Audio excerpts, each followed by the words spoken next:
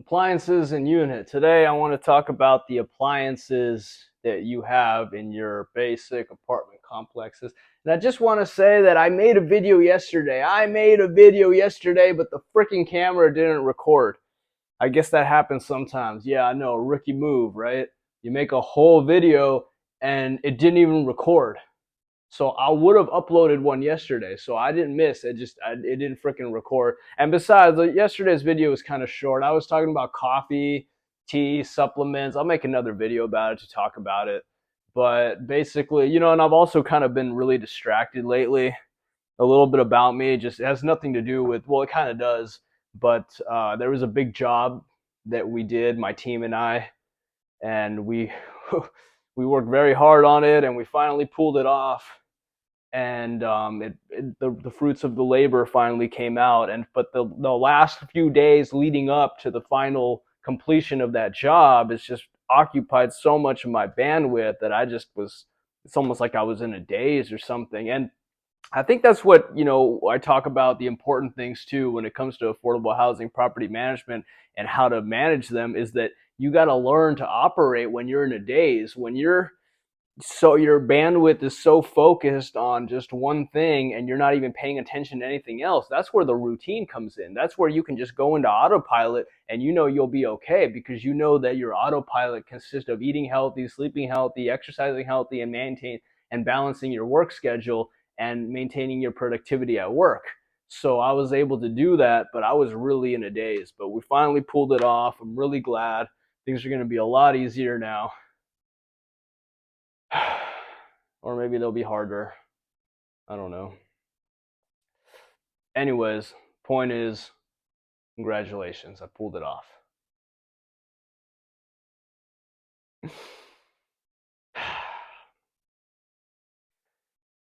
Appliances and the units. Appliances. Okay, so what are the appliances? Well, your appliances will consist of your fridge, your stove, your dishwasher, your sink. That's not really an appliance. Uh, those are basically the appliances: the dishwasher, the stove, the range hood, and the fridge. Those are the main appliances that you have in your unit. And so what these appliances do is that they maintain habitability. What is that called? Habitability. So without these items, you cannot say that you are habitating a space. In order to habit a space, in order to habit an apartment, you need to be able to heat and store food and heat food. So store food, so you got to have like cupboards and shit. You need to have a fridge. How else are you going to store food? Okay, a fridge or a freezer, fine. So that's your to store food. You also need to be able to heat food in case you want to eat. So you need a stove or a hot plate. Uh, you need a stove. Some places they'll get away with the hot plate. I've seen some really fucked up affordable housing. Like, if you think affordable housing, some people live worse than affordable housing. Okay, so you need a stove. Okay, don't use a hot plate. You need a stove, and so that's to heat food. You store food to heat food, and then you also need a sink to access water. So you have water going through the unit, and then you need electricity. That's another related to building systems. So all these things come together, they will create what is called habitability. Without these items, you cannot say that you are habiting a unit. Yeah, you could go and stay in a room, you could camp in there, but it's not habitable if there's no running water, if there's no light, if there's no way to store food, if there's no way to heat food. And I know what you're thinking. Oh, I can operate without that. I can't. Yeah, of course you can. But the idea is we're trying to provide safe, affordable housing of quality to those in need. We're trying to foster communities, and we're trying to create a safe space where everybody feels included and everybody can not just survive, they can thrive. Listen to what I'm saying. Not just survive, they can thrive. So you need to learn about your appliances. So for example, the fridge.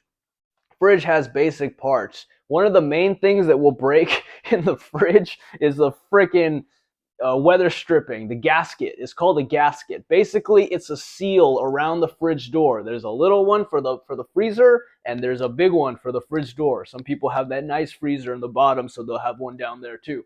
But that's basically the seal that prevents the air and the cold air from escaping the fridge, and that's called the gasket. and that will rip off or break or crack or something, and then that'll prevent the door from closing or maintaining closed. So those are the things you got to replace in the fridge, and they're hard to come by, those fucking gaskets.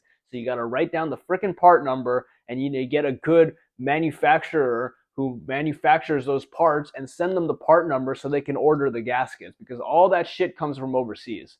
All that shit comes from Alibaba. That's another tip I'm telling you. Learn to use Alibaba. Learn to use Alibaba. They won't fucking let you. The company will not let you because they have a contract with specific companies where they tell you that we will only order from you because we have a contract and we get some fucking money back from this shit.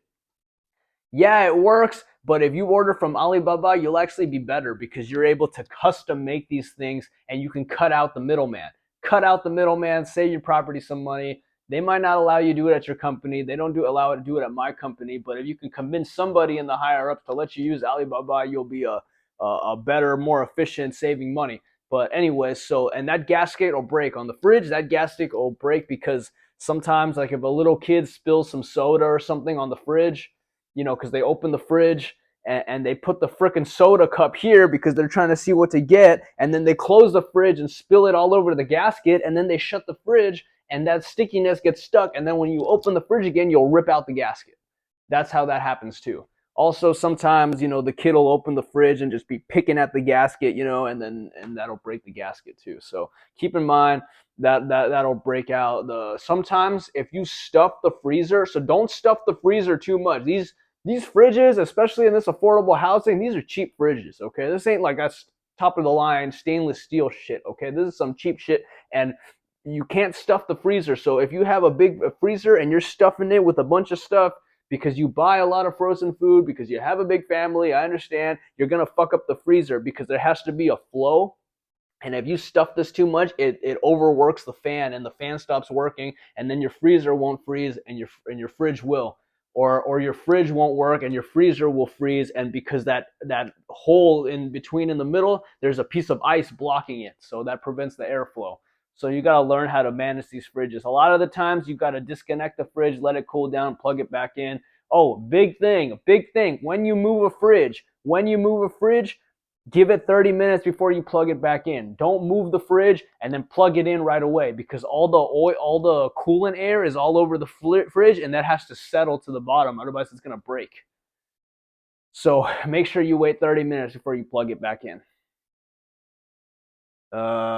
What else? Okay, and then that's the fridge. So now the stove. The stove, depending on what you have, you might have an electrical stove or you might have a gas stove.